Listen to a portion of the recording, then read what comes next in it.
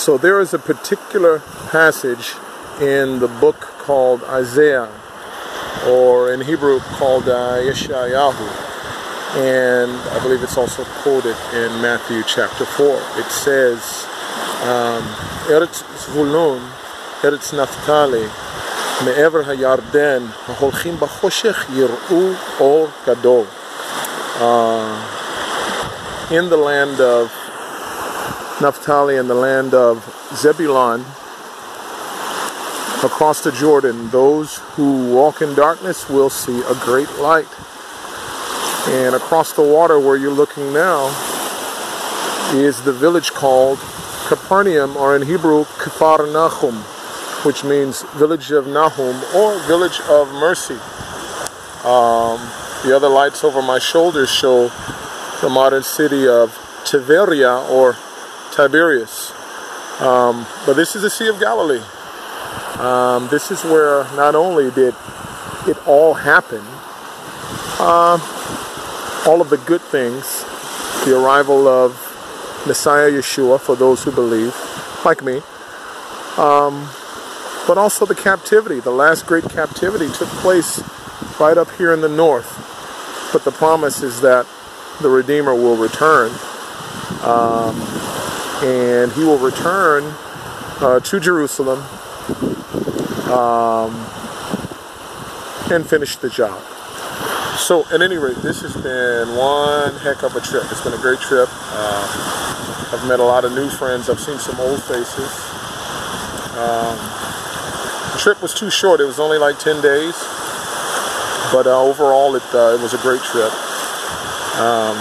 Israel is a mixed bag in that everyone has this idea in their head, if they've never been here, that everything and everybody is religious. Nothing could be further from the truth. A big portion of the populace really doesn't believe in anything at all. Atheists in some cases.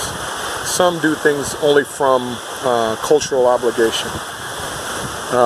So it's a mixed bag in that you can come to the place where it all happened and it's great and it's fresh to you, kind of like a Disneyland type thing.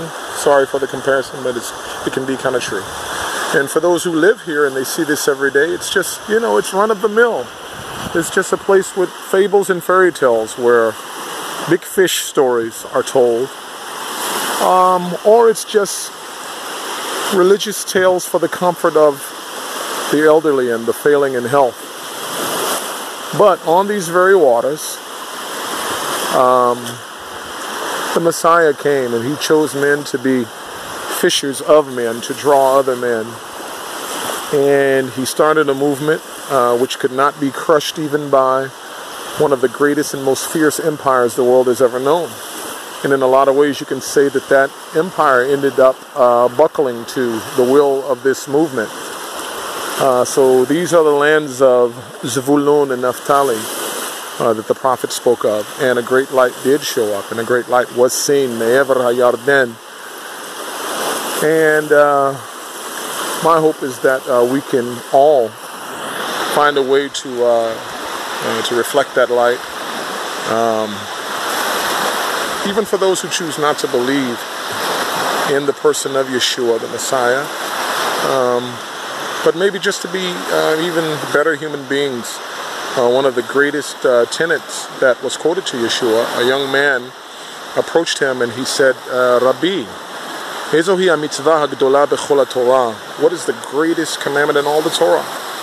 And most Jewish people would be surprised to find out that Yeshua answered, Shema Yisrael, Adonai Eloheinu, Adonai Echad, ve'ahavta et Adonai Elohecha b'chol levavcha v'chol nafshecha v'chol me'odecha.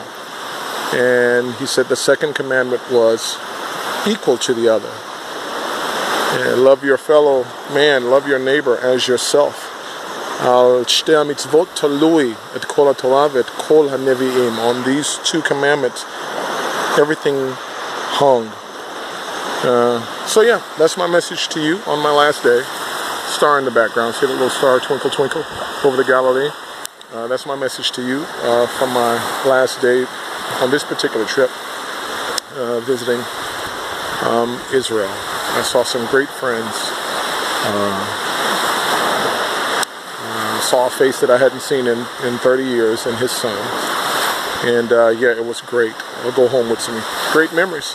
So, good day to you, USA, and good night to me. I have an early morning flight to come out, and I wish peace on everybody.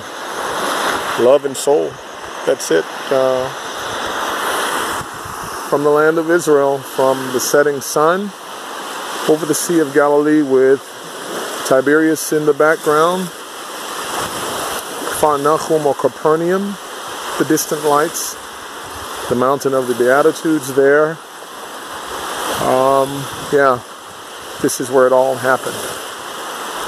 This is where it all happened. Good day, everybody. See you soon.